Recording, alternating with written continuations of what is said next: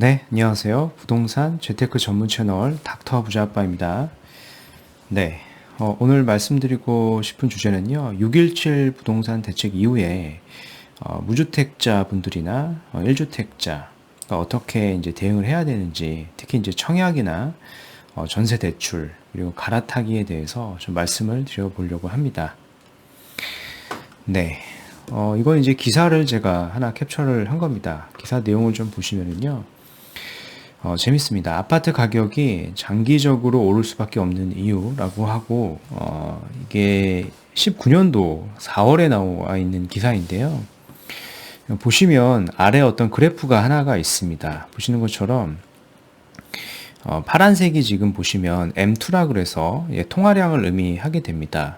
즉, 이제 현금성 자산을 의미하게 되는 거죠. 그러니까 2년 이내에 바로 현금화할 수 있는 유동성이 있는 자산이다라고 좀 보시면 될 것 같고요.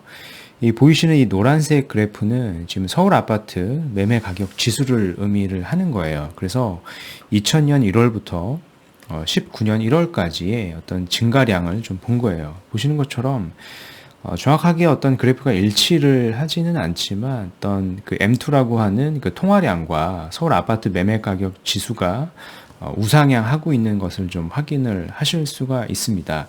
특히 이제 19년도 1월에 보면 이 통화량의 가격이 보시면 그 금액으로 좀 환산을 해보면 2,700조 원 가량이 됐어요. 그 시점에 이제 부동산 시세를 대략적으로 좀 확인을 해보시면 될 것 같고요. 이게 이제 또 보시면 최근에 또 기사가 하나 나온 게 있죠. 보시면 시중 통화량 3,000조를 돌파했다. 전년 동월 대비해서 9.1%가 이제 증가한 수치다라고 좀 되어 있죠. 보시면 특히 이제 M2라고 하는 이 광의 통화량이 보시면 18년도에는 약 2,600조 정도였던 게 지속적으로 좀 증가를 해서 지금 지난 4월에는 3,000조가 넘었어요. 그만큼 시중에 많은 그런 유동성 자금들이 넘쳐나고 있다. 그렇다는 얘기는 이제 화폐 가치가 이제 많이 하락할 거다라고 좀 예측을 좀 해볼 수가 있어요. 그래서 이제 시중에 자금이 많이 흐르다 보니 이제 부동산으로 가고요. 지금 이제 주식도 많이 오르고 있는 상황이다라고 하는 부분을 좀 확인하실 필요가 있겠습니다.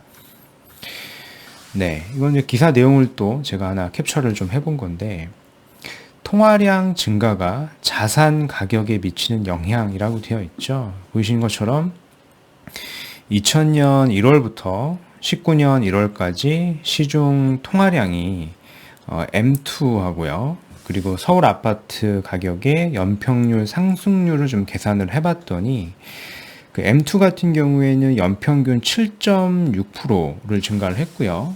서울 아파트 같은 경우에는 연평균 6.2%로 증가를 했습니다.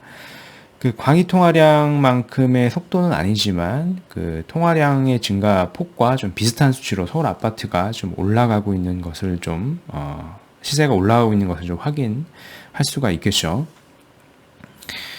네. 그리고 이제 이것은 제가 네이버 카페를 통해서 간략하게 무료 상담을 하고 있는데요. 어느 분께서 좀 글을 남겨주신 내용을 제가 좀 캡처를 한 거예요. 보시면 이분 같은 경우에 이제 30대 직장인이고 이제 미혼 남성이신데 결혼 계획은 없으신데 이제 1주택자라고 합니다. 근데 이제 3개 신도시 중에 그 남양주 왕숙을 청약을 하려고 하는데 이게 당첨 가능성이 있겠냐라고 이제 의견을 좀 주셨는데 사실상 이제 1주택자라고 하면 당첨의 가능성이 거의 없다라고 보는 게 맞고요. 처분 조건으로 하셔서 청약을 하셔야 되겠죠. 근데 이제 미혼이시고 이제 청약 가점이 낮기 때문에 마찬가지로 결혼을 해서 특공으로 하지 않는 이상 이제 당첨의 가능성은 굉장히 낮다라고 보시는 게 맞아요. 그래서 현재 주택이 정확히 어느 위치에 있는지는 모르겠는데 괜찮은 위치에 있고 좀 가치 있는 주택이다라고 하면은 매도를 안 하고 좀 유지를 하시는 것도 이제 좋은 선택이다라고 좀 생각이 되고요. 그래서 이런 류의 어떤 질문을 좀 많이 하시는데요. 구체적으로 본인의 어떤 청약 가점을 한번 계산을 해보실 필요가 있습니다. 의외로 또 모르시는 분들이 좀 많이 계시기 때문에 좀 간략하게 좀 말씀을 좀 드려보면요. 그 청약 홈에 가보시면 그 가점 계산기라고 하는 게 있어요. 그래서 본인의 어떤 상황들을 좀 키인을 하신 다음에 계산을 해보시면 정확한 가점이 나오거든요. 보시면 뭐 대략적으로 본인의 무주택 기간을 키인을 하고요.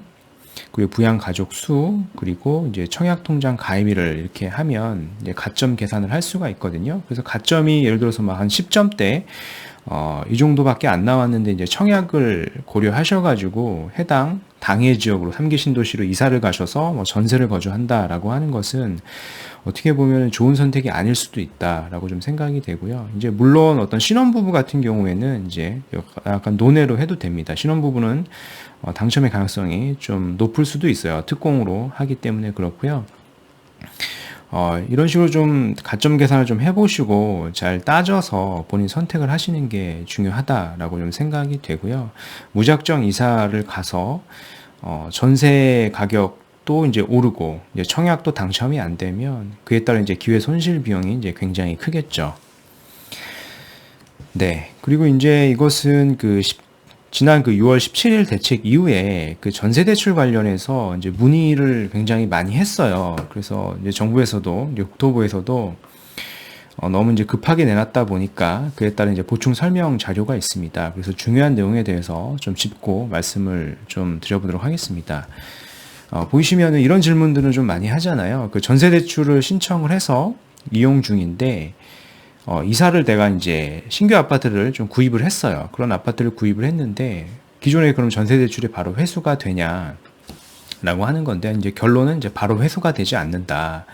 이제 적용을 좀 유예해주겠다라고 하는 거고요. 그 기간은 이제 본인의 전세 대출 만기 기간까지, 그리고 구입한 아파트의 기존 임대차 계약이죠. 세입자가 이제 계실 경우가 있기 때문에 그 계약이 이제 만기 시점 중에 도래하는 시기까지는 이제 연장을 해주겠다라고 하는 예외 조항이 있으니까요. 이런 부분들을 좀 잘 확인하셔가지고 활용하시면 좋겠습니다. 네. 또 이제 몇 가지 내용들이 좀 있어요. 보시면 집을 살 때 3억 이하였다가 주택 가격이 좀 오르게 되면은 본인의 전세 대출이 회수가 되냐라고 하는 질문이 많이 있는데요. 이제 회수가 되지 않는다라고 하는 이제 답변이었고요. 그리고 이제 마찬가지로 규제 대상 지역 내 아파트를 상속을 받게 되면 본인의 전세 대출이 뭐 연장에 불과하냐라고 되어 있는데 이것은 사실이 아니다. 상관이 없다라고 좀 되어 있고요. 그리고 이제 규제 시행일 전에 이미 이제 규제 대상 아파트를 이제 구입한 경우에는요. 특히 이제 그 계약일 기준입니다. 가계약은 해당이 되지 않고요. 규제 시행일 이후에 구입 행위부터 이제 제한을 하기 때문에 규제 대상이 아니다라고 하는 부분이죠. 그래서 계약일을 잘 확인하실 필요가 있겠습니다.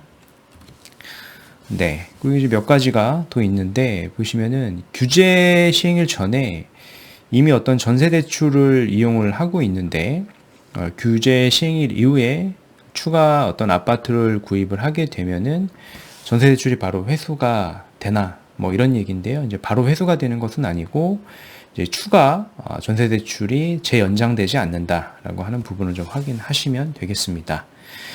그리고 이제 규제 시행일 이후에 전세 대출을 신청을 해서 이용 중인 자가 규제 대상 아파트의 그 분양권이나 입주권을 구입을 하게 되면은 이게 즉시 전세 대출이 회수가 되냐라고 하는 질문을 많이 하는데요. 이제 바로 회수가 되는 게 아니라 이런 아파트나 분양권, 입주권을 구입을 한다라고 하더라도요. 이제 소유권 이전 등기 시까지는 유예가 된다라는 부분을 좀 확인을 하셔서 이런 부분들을 잘 활용을 하시면 좋을 것 같아요.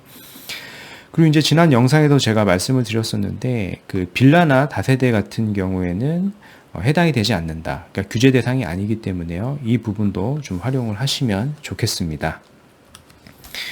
네. 그리고 이제 전세보증 그 대출 한도까지도 좀 축소를 했어요. 2억으로 이렇게 축소를 했는데요. 이 부분 같은 경우에 추가적으로 제가 확인을 해보니까 기사가 나온 게 하나가 있는데 2억으로 축소가 됐지만 일부 사적 보증에서는 여전히 5억으로 이제 활용이 가능한 부분이 있다라고 하는 부분을 좀 확인하시면 좋겠고요. 그 해당이 이제 SGI 서울 보증이라고 하는 곳이에요. 그래서 해당 기관을 좀 이용을 하면은 2억보다는 좀 더 많이 이용할 수도 있기 때문에요. 좀 서둘러서 한번 확인을 해보셔도 좋다라고 좀 말씀을 드리겠습니다.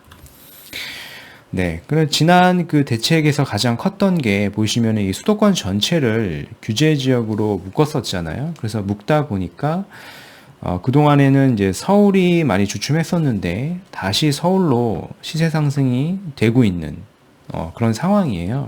그래서 이런 것들을 부동산의 어떤 정책에 따른 규제로 인해서 이제 비규제 지역에 올랐었는데, 이런 현상들을 좀 잘 파악을 해보시면 결국에 부동산이라고 하는 것은 입지가 불변한 거죠. 그래서 상대적으로 본인이 어떤 기회가 있다라고 하면은 이제 갈아타기를 한다라고 했을 때 가능한 좀 상위 급지의 입지로 좀 가시고요.